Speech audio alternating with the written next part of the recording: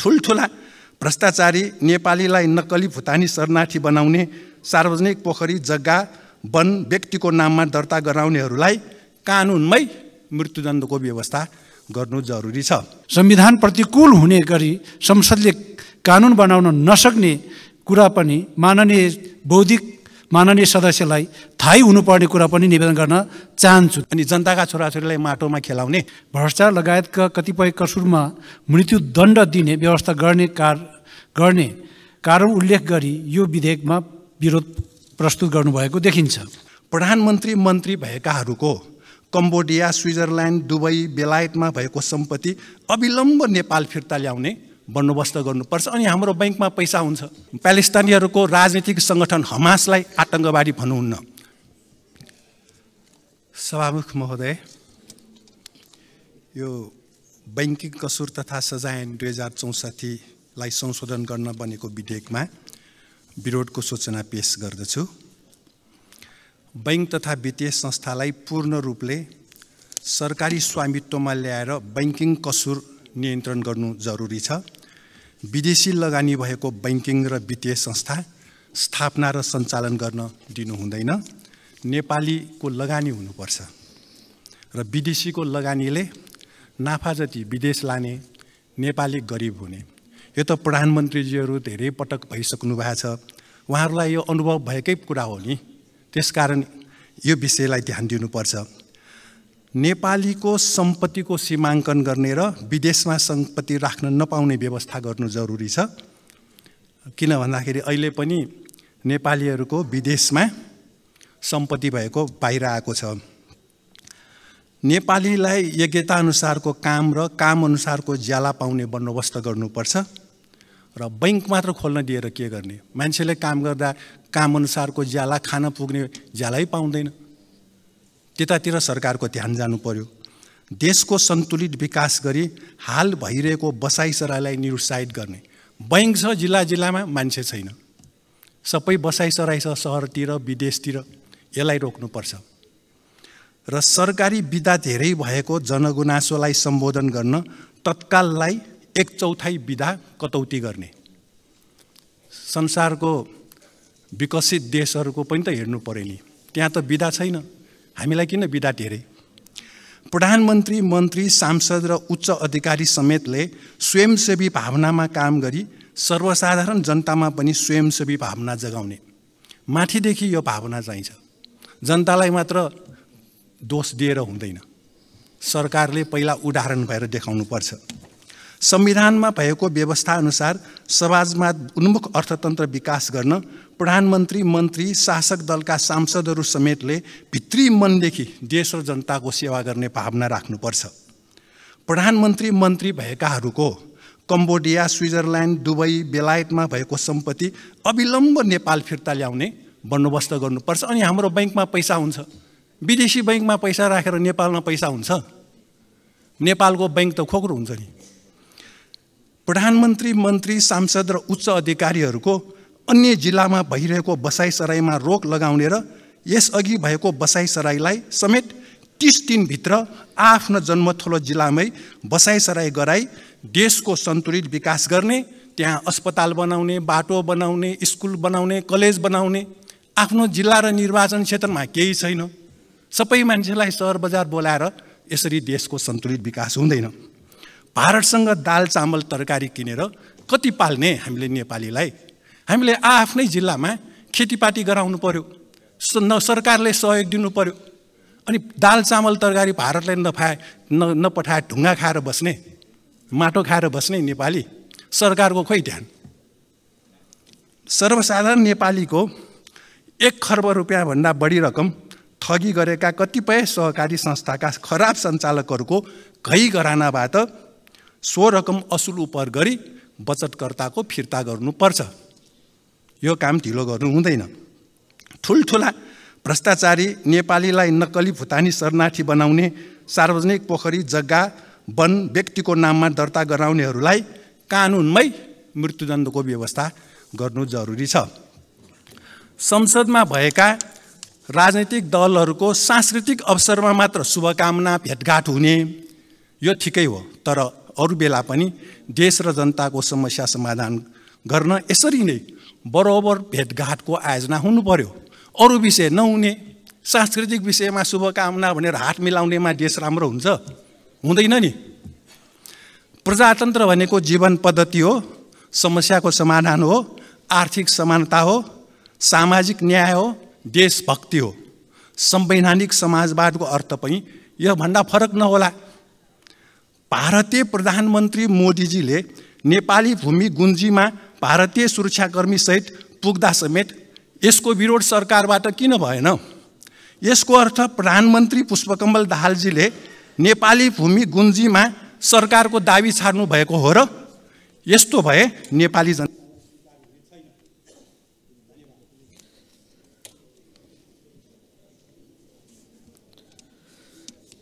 माननीय सदस्यहरू,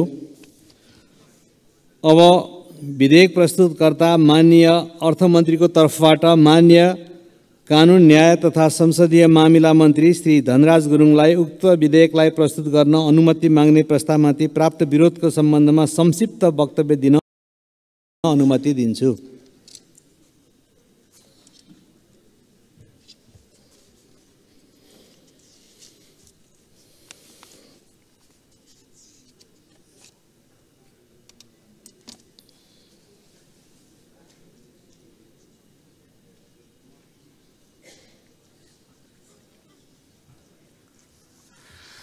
सम्माननीय सभामुख महोदय, बैंकिङ कसुर तथा सजाय ऐन 2064लाई संशोधन गर्न बनेको विधेयक 2080 प्रस्तुत गर्ने अनुमति माग्ने प्रस्तावको विरोधमा पढ्न आएको प्रस्तावका सन्दर्भमा अर्थमन्त्रीजीको तर्फबाट यहाँ योसँग सम्बन्धित, यो विषयसँग सम्बन्धित विषय मात्रै माननीय सदस्यले जुन चाहिँ यहाँ आएर राख्नु भएको थियो त्यस विषयमा मात्रै म केन्द्रित भएर उत्तर दिन चाहन्छु।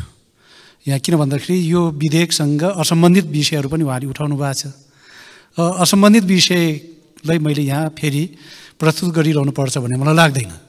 त्यस कारणले गर्दाखेरि सम्माननीय सभामुख महोदय, बैंकिङ तथा वित्तीय प्रणालीको कारोबारमा हुन सक्ने चेक अनादर जस्ता कसुरजन्य कार्यको अनुसन्धान, अभियोजन र कारबाहीलाई व्यवस्थित तथा प्रभावकारी बनाई सो उपर हुने सजाय र अदालती प्रक्रियालाई अझ पारदर्शी तथा सरलीकरण बनाउने सम्बन्धमा कानुनी व्यवस्था गर्न आवश्यक भएकोले नेपाल सरकारले प्रस्तुत विधेयक पेश गर्न लागेको हो। माननीय सदस्य श्री प्रेम सुवालले बैंकिङ कसुर तथा सजाय ऐन 2064लाई संशोधन गर्न बनेको विधेयक 2080 पेश गर्न अनुमति माग्ने प्रस्तावको विरोधमा सूचना दर्ता गराउनु भएको रहेछ।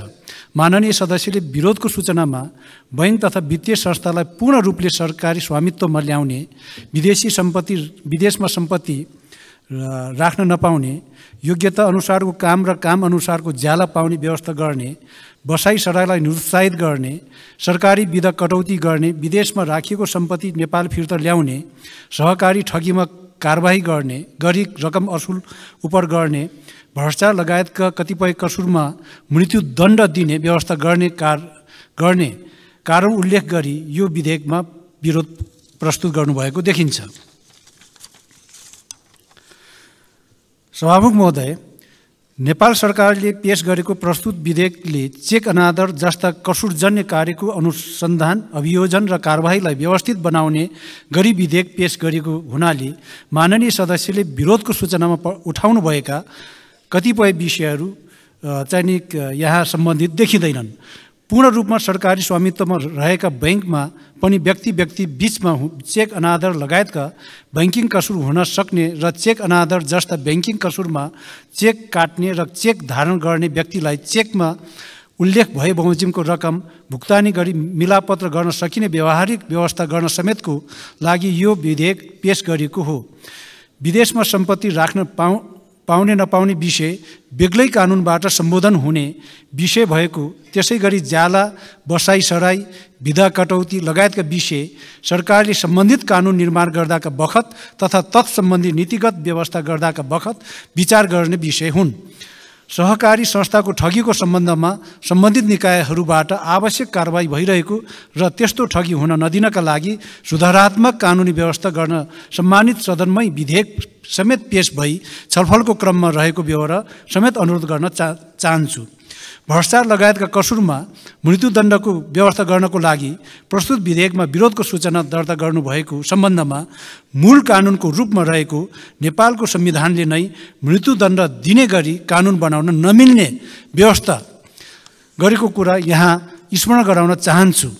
संविधान प्रतिकूल हुने गरी संसदले कानुन बनाउन नसक्ने कुरा पनि माननीय सदस्यलाई थाहै हुनुपर्ने कुरा पनि निवेदन गर्न चाहन्छु। त्यसैले पनि माननीय सदस्यले आफ्नो विरोधको सूचना फिर्ता लिई विधेयक उप हुने छलफल तथा यसमा कुनै कमी कमजोरी भए संशोधन प्रस्ताव दर्ता गराउने तथा विधेयकको दफाभर छलफलमा भाग लिएर विधेयकलाई अझ समृद्ध बनाउने विधायिकी प्रक्रियामा भाग लिन सम्माननीय सभामुख महोदय मार्फत अनुरोध गर्न चाहन्छु।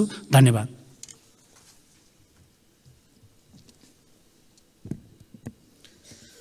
मान्य सदस्यहरू, अब विरोधको सूचना दिनुहुने मान्य श्री प्रेम सुवाललाई आफ्नो विरोधको सूचना फिर्ता लिन चाहनुहुन्छ भने फिर्ता लिन समय दिन्छु। सभामुख महोदय, मन्त्रीजीको जवाफमा हामीले सोचेको आएन। गुन्जीमा, नेपालको भूमि गुन्जीमा भारतले हस्तक्षेप गरेपछि त्यहाँको बैंक के हुन्छ, त्यहाँका नेपाली जनताको खाता कसरी नेपालको हुन्छ, यति कुरा पनि मन्त्रीजीलाई थाहा नहुनु अचम्म लाग्यो। म आफ्नो विरोधको सूचना फिर्ता लिन्न। धन्यवाद। माननीय सदस्य श्री प्रेम सुवालले आफूले दिनुभएको विरोधको सूचना फिर्ता लिन नचाहनु भएकोले उक्त विरोधको सूचनालाई निरार्थ प्रस्तुत गर्दछु। यो प्रस्तावको पक्षमा हुने मान्य सदस्यहरूले हुन्छ भन्नुहोला र यसको विपक्षमा हुने मान्य सदस्यहरूले हुन्न भन्नुहोला। यो प्रस्तावको पक्षमा हुने मान्य सदस्यहरूले हुन्छ भन्नुहोस्। यसको विपक्षमा हुने मान्य सदस्यहरूले हुन्न भन्नुहोस्। हुन्न भन्ने पक्षका मान्य सदस्यहरूको बहुमत भएकोले बैंकिङ कसुर तथा सजाय दोस्रो संशोधन विधेयक 2080 लाई प्रस्तुत गर्न अनुमति माग्ने प्रस्तावमाथि मान्य श्री प्रेम सुवालले प्रस्तुत गर्नुभएको विरोधको सूचना बहुमतले अस्वीकृत भएको घोषणा गर्दछु। मान्य सदस्यहरू, बैंकिङ कसुर तथा सजाय दोस्रो संशोधन विधेयक 2080 लाई अनुमति माग्ने प्रस्तावमाथि प्राप्त विरोधको सूचनाहरू बहुमतले अस्वीकृत भएकोले प्रतिनिधि सभा नियमावली 2079 को नियम 106 बमोजिम बैंकिङ कसुर तथा सजाय दोस्रो संशोधन विधेयक 2080 प्रस्तुत गर्न अनुमति प्राप्त भएको घोषणा गर्दछु।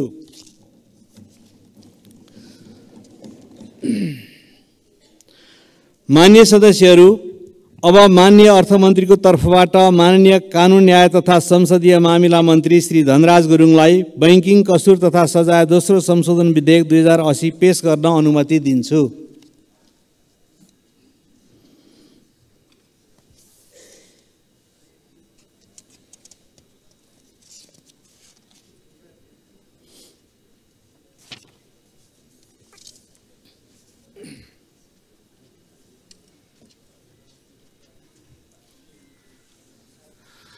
सम्माननीय सभामुख महोदय, बैंकिङ तथा वित्तीय प्रणालीको कारोबारमा हुन सक्ने चेक अनादर जस्ता कसुरजन्य कार्यको अनुसन्धान, अभियोजन र कारबाहीलाई व्यवस्थित तथा प्रभावकारी बनाई सो उपर हुने सजाय र अदालती प्रक्रियालाई अझ पारदर्शी तथा सरलीकरण बनाउने सम्बन्धमा कानुनी व्यवस्था गर्न आवश्यक भएकोले यो विधेयक प्रतिनिधि सभा समक्ष प्रस्तुत गर्दछु। धन्यवाद।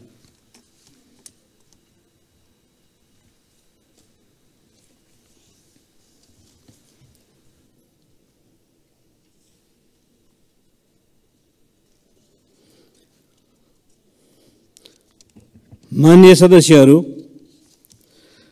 भन्सार विधेयक 2080 लाई प्रस्तुत गर्न अनुमति माग्ने प्रस्तावमाथि प्रतिनिधि सभा नियमावली 2079 को नियम 105 बमोजिम माननीय श्री प्रेम सुवालबाट विरोधको सूचना प्राप्त हुन आएको बेहोरा जानकारी गराउँछु। मान्य सदस्यहरू, अब उक्त विधेयकलाई प्रस्तुत गर्न अनुमति माग्ने प्रस्तावमाथि विरोधको सूचना दिनुहुने प्रस्तावक मान्य श्री प्रेम सुवाललाई उक्त विरोध गर्नुपर्नाको कारणसहित संक्षिप्त मन्तव्य दिन अनुमति दिन्छु। समय 5 मिनेट।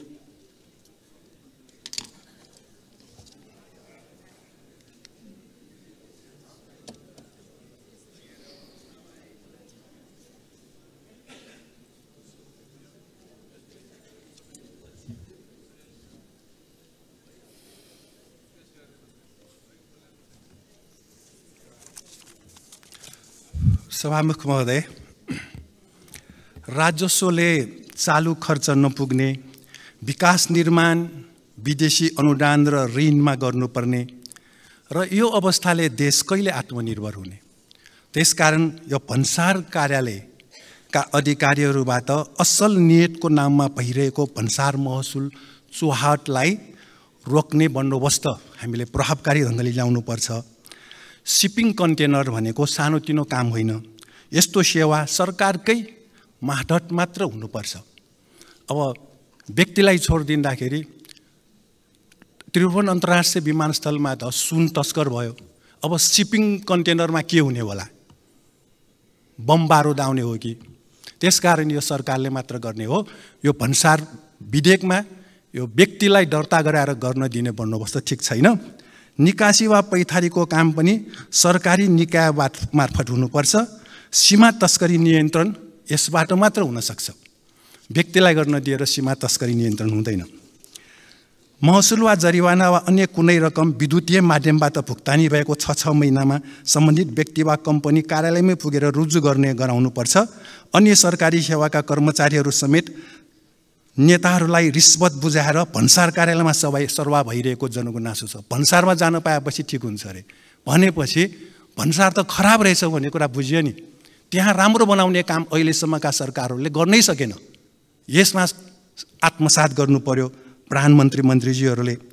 एकीकृत जाँच चौकी ठेक्कामा भारतीय एकाधिकार पुँजीको प्रभाव छ र अरबौं अरब रुपियाँको सामान निकासी र पैथारीमा हुने भन्सार महसुल छुटको नाममा पनि भ्रष्टाचार भइरहेको छ। सङ्घ प्रदेश र स्थानीय तहको सरकारले सर्वसाधारण जनताको सेवाको लागि पैथारी गर्ने एम्बुलेन्स उपकरण शैक्षिक सामग्रीमा भन्सार छुट दिनुपर्छ। शैक्षिक सामग्री राम्रो ल्याउन सके देश अगाडि बढ्छ। अब माटोमा कति खेलाउने हाम्रो बालबालिकालाई? हामी मात्र विदेशको विश्वविद्यालयमा पढ्ने, कोही प्रधानमन्त्री कोही मन्त्री, अनि जनताका छोराछोरीलाई माटोमा खेलाउने यस्तो काम गर्नुहुन्छ सरकारमा जानेहरूले। र अर्को विशेष आर्थिक क्षेत्रमा सरकारी स्वामित्वका उद्योगहरू मात्र खोल्न दिनुपर्छ, व्यक्तिलाई पोस्ने होइन। सार्वजनिक संस्थान सबै ध्वस्त पारिदियो। अब कहिले देश उठाउने? निकासी पैथारीमा सुनको ब्रेक्सु, सुनको इलेक्ट्रिक भेप, सुनको अन्य सामान बनाई भन्सार चुहाट भइरहेको तर्फ पनि यो विधेयकमा राम्रोसँग ध्यान दिनुपर्छ। र संयुक्त राष्ट्रसङ्घका महासचिव महामहिम एन्टोनियो गुटेरेसको 4 दिनको नेपाल भ्रमण सुरु भयो। महासचिव महोदय सधैँ बहुपक्षीय विश्वको पैरवी गर्नुहुन्छ, यो राम्रो हो। तर पश्चिमा साम्राज्यवादले संयुक्त राष्ट्रसङ्घलाई आफ्नो पिछलगु बनाएको हुँदा बाँकी विश्वले विरोध गर्दैछ। महासचिव महोदयलाई यो विषय राम्रोसँग जानकारी गराउनुपर्छ र उहाँको भ्रमण पश्चात 10 वर्षीय गृहयुद्धको न्याय निरूपण हुने दाबी गरिएको छ। हत्या, बेपत्ता, यातना, बलात्कार लगायत अन्तर्राष्ट्रिय कानुन विपरीत मेलमिलापबाट टुङ्ग्याउने सङ्क्रमणकालीन न्यायलाई पीडित पक्षले स्वीकारेको छैन। सडकमा हिँडिरहेका, घरमा बसिरहेका निशस्त्र व्यक्तिहरू उज्जन कुमार श्रेष्ठ, नन्द प्रसाद अधिकारी, कृष्णमोहन श्रेष्ठ, रामहरि श्रेष्ठको हत्या केही उदाहरण हुन्। गृहयुद्धको बेला भारतसँगको खुल्ला सीमा रक्षामा खटिएका नेपाली सुरक्षा चौकी उडाएको र धर्से नक्सा बनाउन सिमानामा पुगेका नेपाली नापी टोलीलाई रोकेको र भारतले एकतर्फी रूपमा नेपाली भूमि हजारौं हेक्टर भारतमा पर्ने गरी धर्से नक्सा तयार गरायो। त्यो नक्साको विरोध गरेका कञ्चनपुरका गोविन्द गौतमलाई भारतीय एसएसबीले हत्या गर्यो। यो विषय पनि महासचिवलाई जानकारी गराउनु जरुरी छ। प्यालेस्टाइनी जनता आफ्नो भूमि र देश रक्षा गर्न 80 वर्षदेखि सङ्घर्ष गर्दैछन्। गएको कार्तिक 20 गते इजरायली राष्ट्रपति नेतान्याहुले 20 गतेभन्दा अगाडि, त्यो घटना हुनुभन्दा अगाडि इजरायली राष्ट्रपति नेतान्याहुले राष्ट्रसङ्घको महासभामा प्यालेस्टाइनी भूमि मेटेर इजरायलको नक्सा देखाएको, प्यालेस्टाइनीहरूलाई जातीय रूपमै समाप्त पार्ने र उनीहरूको भूमि कब्जा गर्ने नै भएको हुँदा यसको विरोध भइरहेको छ र यसबारे बेलायती संसदमा चर्को रूपमा अहिले उठिरहेको छ। लन्डनमा ठुल्ठुलो जुलुस निस्किरहेको छ। इजरायलका एक मन्त्री र सेना प्रमुख समेतले प्यालेस्टाइनीहरूसँग लडाईँलाई मानव जनावरसँग लडाईँ भएको आरोप लगायो। यस्ता विषयहरू सबै हामीले महासचिवसँग राख्नुपर्छ र हामीले प्यालेस्टाइनीहरूको राजनीतिक सङ्गठन हमासलाई आतङ्कवादी भन्नुहुन्न। यो त साम्राज्यवादको पिछलगु बन्ने शब्द हो। यसकारण सरकार सचेत हुनुहोला। धन्यवाद। मान्य सदस्यहरू, अब विधेयक प्रस्तुतकर्ता माननीय अर्थमन्त्रीको तर्फबाट माननीय कानुन न्याय तथा संसदीय मामिला मन्त्री श्री धनराज गुरुङलाई उक्त विधेयकलाई प्रस्तुत गर्न अनुमति माग्ने प्रस्तावमाथि प्राप्त विरोधका सम्बन्धमा संक्षिप्त वक्तव्य दिन अनुमति दिन्छु।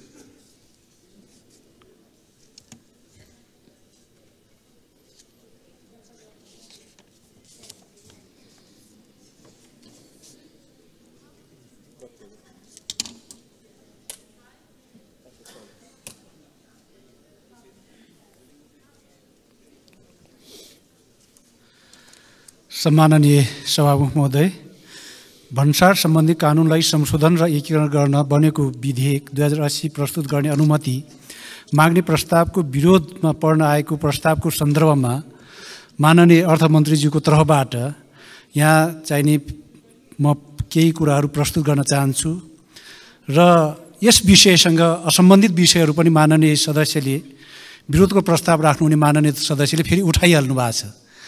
त्यसकारणले त्यो विषय यो विषयसँग असम्बन्धित विषयमा यहाँ जवाफ दिइरहन उचित ठान्दिन निवेदन गर्न चाहे। सम्माननीय सभामुख महोदय, भन्सार प्रक्रियालाई व्यवस्थित, पारदर्शी तथा उत्तरदायी बनाई अन्तर्राष्ट्रिय व्यापारलाई सहज तथा सुरक्षित बनाउन र महसुल सङ्कलनमा दक्षता तथा प्रभावकारिता अभिवृद्धि गरी देशको आर्थिक विकासमा टेवा पुर्याउन आवश्यक भएको र नेपालले भन्सारका प्रक्रियाहरूको सरलीकरण एवं सामञ्जस्यकरण सम्बन्धी महासन्धि रिभाइज्ड क्योटो कन्भेन्सनमा सम्मिलन गरिसकेकोले यो महासन्धि बमोजिमका प्रावधानहरूलाई कानुनमा व्यवस्था गरी कार्यान्वयन गर्न र स्वदेशी उद्योगको संरक्षण, निकासी, प्रवर्धन र प्रत्यक्ष वैदेशिक लगानी आकर्षित हुने गरी भन्सारका प्रक्रियाहरूलाई सरल, प्रभावकारी र प्रविधि मैत्री बनाई वैध व्यापारको सहजीकरण र अवैध व्यापारको प्रभावकारी नियन्त्रण गर्न भन्सार सम्बन्धी कानुनलाई संशोधन तथा एकीकरण गर्न आवश्यक भएकोले प्रस्तुत विधेयक पेश गर्न लागि हो। माननीय सदस्य श्री प्रेम सुवालले भन्सार सम्बन्धी कानुनलाई संशोधन र एकीकरण गर्न बनेको विधेयक 2080 पेश गर्न अनुमति माग्ने प्रस्तावको विरोधमा सूचना दर्ता गराउनु भएको रहेछ।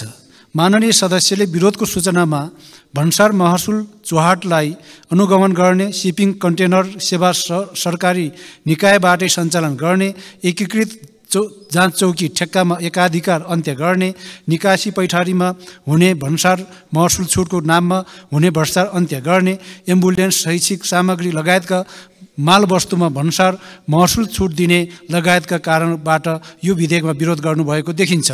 सम्माननीय सभामुख महोदय, भन्सार विभागका महानिर्देशक लगायत भन्सार कार्यालयका सबै अधिकृत कर्मचारीको कार्य जिम्मेवारी तोक्ने व्यवस्था विधेयकमा प्रस्ताव गरिएको र भन्सार कार्यालयमा कार्यरत र कर्मचारीको नियमित अनुगमनको व्यवस्था समेत गरिएको छ। त्यसै गरी अन्तर्राष्ट्रिय व्यापारको नियम र व्यापार प्रवर्धन, सहजीकरण तथा सुविधाको कारणबाट शिपिङ कन्टेनर सेवा सरकारले नै गर्नुपर्ने अवस्था नरहेको र अन्तर्राष्ट्रिय व्यापारको प्रवृत्ति र अन्तर्राष्ट्रिय अभ्यास समेतको आधारमा सबै निकासी पैठारी सम्बन्धी कार्य सरकारी निकायबाट मात्र गर्न सम्भव नहुने बेहोरा जानकारी गराउँदछु। महसुल वा जरिवाना वा अन्य कुनै रकम विद्युतीय माध्यमबाट भुक्तानी भएको 6 महिनामा सम्बन्धित व्यक्ति वा कम्पनी कार्यालयमै पुगेर रुजु गर्नुपर्ने विषयमा फेसलेस र पेपरलेस कस्टम्सको अवधारणा प्रस्तुत विधेयक मार्फत कार्यान्वयन गर्न प्रस्ताव गरिएको र यस व्यवस्थाबाट भन्सारमा हुने अनियमितता समेत रोकिने वातावरण सिर्जना हुने विश्वास गरिएको छ।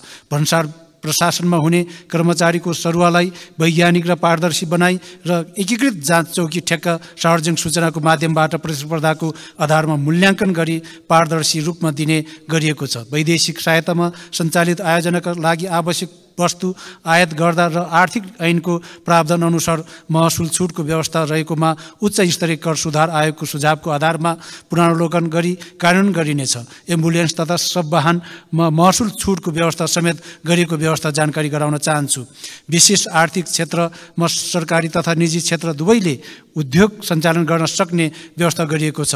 भन्सार तथा सीमावर्ती क्षेत्रबाट हुने अवैध चोरी पैठारी नियन्त्रणका लागि आवश्यक प्रबन्ध मिलाइएको हुनाले माननीय सदस्यलाई आफ्नो विरोधको सूचना फिर्ता लिई विधेयक उप हुने छलफल तथा यसमा कुनै कमी कमजोरी भए संशोधन प्रस्ताव गर्दा गराउने तथा विधेयकको दफाभर छलफलमा भाग लिएर विधेयकलाई अझ समृद्ध बनाउने विधायकी प्रक्रियामा भाग लिन सम्माननीय सभामुख महोदय मार्फत अनुरोध गर्न चाहन्छु। धन्यवाद।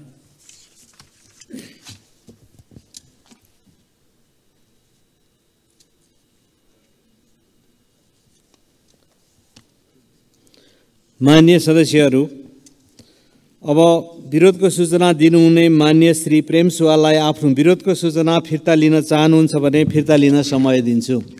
सभामुख महोदय, प्यालेस्टाइन र युक्रेनमा रुस विरुद्ध अमेरिकाको छडम युद्धले संसार एसियालाई तेस्रो विश्वयुद्धमा जाने हो कि भनेर चिन्ता लिइरहेका छन्। त्यति बेला हाम्रो भन्सार के हुने होला? अब यस्तो विषय हाम्रो सम्बन्धित होइन भनेर मन्त्रीज्यू भन्नुहुन्छ। प्यालेस्टाइनमा 20 लाख मान्छे पानी औषधि खान नपाएर मरिरहेका छन्। अनि त्यहाँको बेलायतको एक सांसदले त इजरायलले कति प्यालेस्टाइनलाई मारिसकेपछि बेलायतमा बसेको इजरायली राजदूतलाई निकाल बाहर गर्ने हो भनेर संसदमा प्रश्न सोधे। हामी पनि यहाँ हामीले पनि सोध्नु जरुरी छ। त्यसकारण सभामुख महोदय, मैले आफ्नो यो विरोधको सूचना फिर्ता नलिने जानकारी गराउन चाहन्छु। धन्यवाद।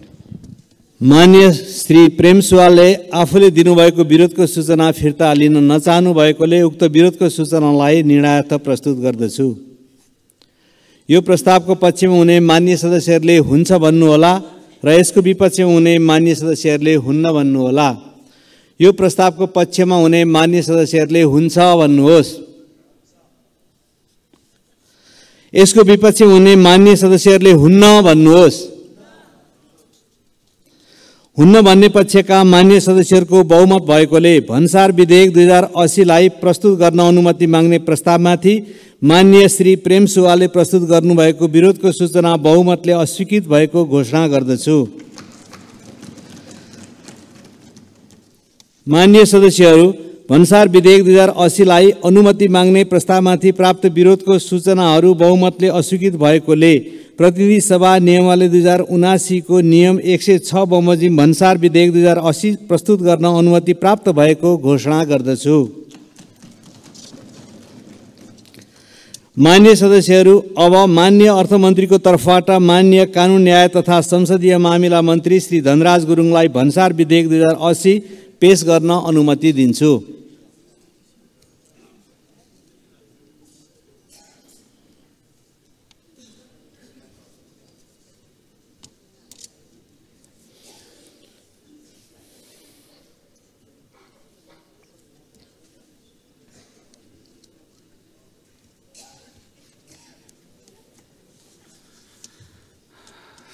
सम्माननीय सभामुख महोदय, भन्सार प्रक्रियालाई व्यवस्थित, पारदर्शी तथा उत्तरदायी बनाई अन्तर्राष्ट्रिय व्यापारलाई सहज तथा सुरक्षित बनाउन र महसुल सङ्कलनमा दक्षता तथा प्रभावकारिता अभिवृद्धि गरी देशको आर्थिक विकासमा टेवा पुर्याउन आवश्यक भएको र नेपालले भन्सारका प्रक्रियाहरूको सरलीकरण एवं सामञ्जस्यीकरण सम्बन्धी महासन्धि रिभाइज्ड क्योटो कन्भेन्सनमा सम्मिलन गरिसकेकोले सो महासन्धि बमोजिमका प्रावधानहरूलाई कानुनमा व्यवस्था गरी कार्यान्वयन गर्न र स्वदेशी उद्योगको संरक्षण, निकासी प्रवर्धन र प्रत्यक्ष वैदेशिक लगानी आकर्षित हुने गरी भन्सारका प्रक्रियाहरूलाई सरल, प्रभावकारी र प्रविधि मैत्री बनाई वैध व्यापारको सहजीकरण र अवैध व्यापारको प्रभावकारी नियन्त्रण गर्न भन्सार सम्बन्धी कानुनलाई संशोधन तथा एकीकरण गर्न आवश्यक भएकोले यो विधेयक प्रतिनिधि सभा समक्ष प्रस्तुत गर्दछु। धन्यवाद।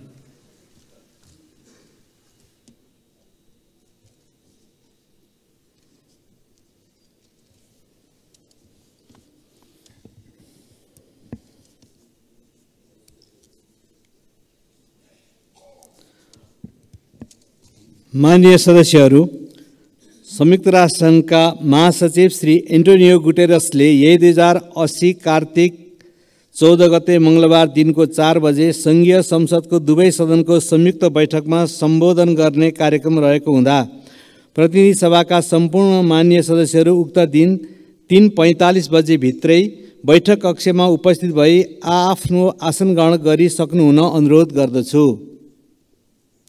साथै उक्त दिन र समयमा माननीय सदस्यहरू औपचारिक पोसाकमा उपस्थित भइदिनु हुन समेत अनुरोध गर्दछु।